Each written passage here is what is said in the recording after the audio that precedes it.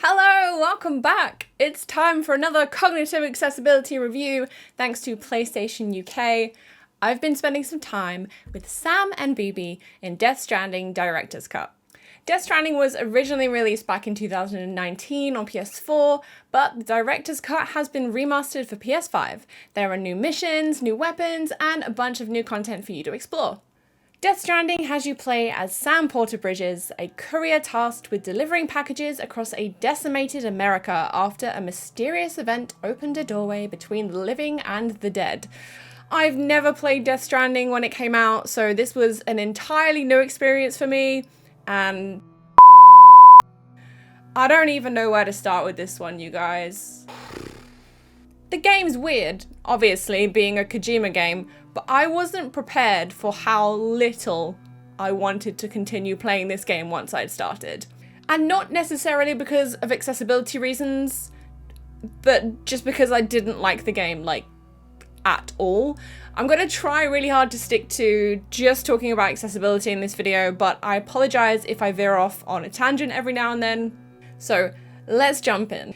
When you start the game, you have the choice of 5 difficulty settings: very easy, easy, normal, hard, and very hard, and these are explained in more detail so you know exactly what they affect, which is great.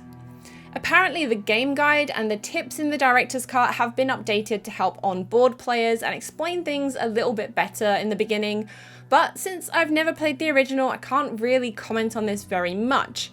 The pop-ups in the director's cut, however, are really useful, and the beginning of the game is structured in a way that it teaches you the key concepts slowly once you need to use them. Once you've done a couple of deliveries, the game introduces you to the BTs. Later on, you'll encounter some mules and get the chance to try out a little bit of stealth. But it wasn't the actual structure of the first few hours of gameplay that frustrated me the most. It was just the general stuff on screen. Everything in this game is so small and the menus are so freaking cluttered. They did actually patch in large text size in the PS4 version, but it's still really freaking small, especially in the menus. And unfortunately, things like button prompts are still too small to really make out very clearly. And like quite a few other PS5 games, the button prompts aren't associated with colours anymore because the new DualSense controller doesn't have colours on it.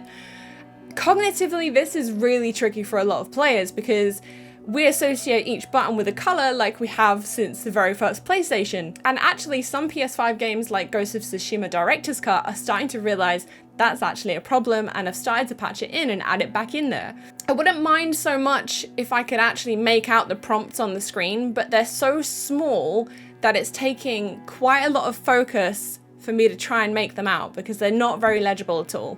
Popping a colour on there would reduce the cognitive load so much because even if you can't make out the shape, if you just saw pink or green or whatever, you would know which button to press. In some menus, this problem is made even worse by poor contrast between the font and the background colours. It's nearly impossible to read some of the grayed out options in menus because the text is light blue on a very slightly darker blue background. The subtitles don't have a background on them, so there are some scenes where it can be really difficult to read. It does have a black outline around it, but it's not really very thick.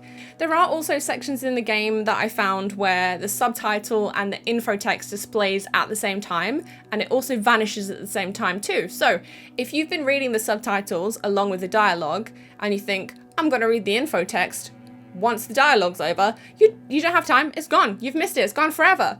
The menus are often cluttered and noisy and confusing, making it difficult to understand where you're even meant to be looking because there are so many words on screen. There are various things flashing or flickering, there are words moving. It took me way too long to figure out where the heck I'm even meant to be taking my packages. The menus are just too much. They are so overwhelming and busy. And for a lot of people, not just those with cognitive difficulties, having to focus really hard to try and see something or make something out takes a lot of energy. It's putting a cognitive load on your brain. And that means your brain's going to have less energy for actually playing the game. You're going to get frustrated and fatigued a lot quicker. And I don't know about you guys, but I want to spend my cognitive energy on learning the game, on playing it. And the issue with the tiny text and the messy UI is a cognitive load that doesn't need to be there. I hate it. And yes, it's part of a bigger conversation about video games. You know, they're meant to be challenging, they're meant to be intentional barriers, and part of the fun is learning how to overcome those barriers and complete the challenge and pull off the thing. But having to trawl through the clutter just to make out the words on the screen is not fun, it's not a challenge that I feel good about having conquered.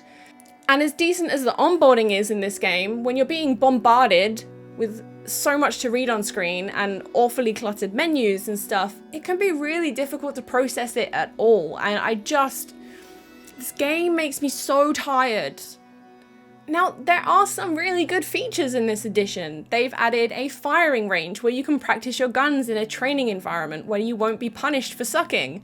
I also really liked that I could auto-arrange my cargo.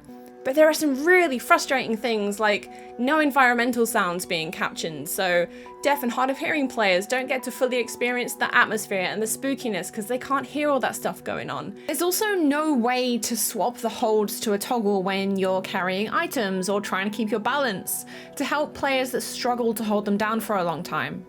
And you will have to hold them down for a long time in this game.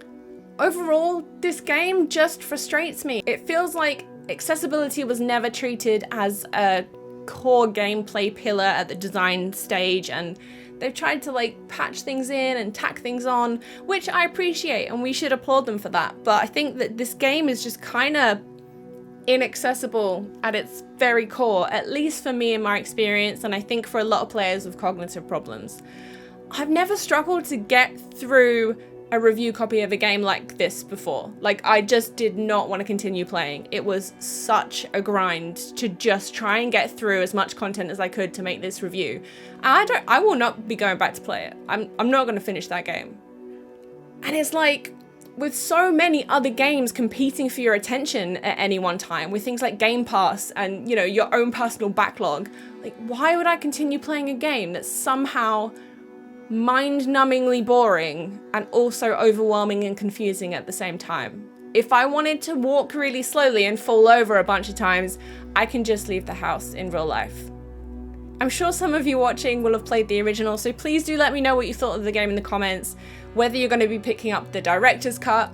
I'd love to know if you found the game accessible to begin with and whether you dig the new additions, so let me know. Please be nice. I know that not everyone's going to share my opinion on this game. I know it's one that's divided a lot of people. And I'll see you guys next time for more accessibility stuff. Bye.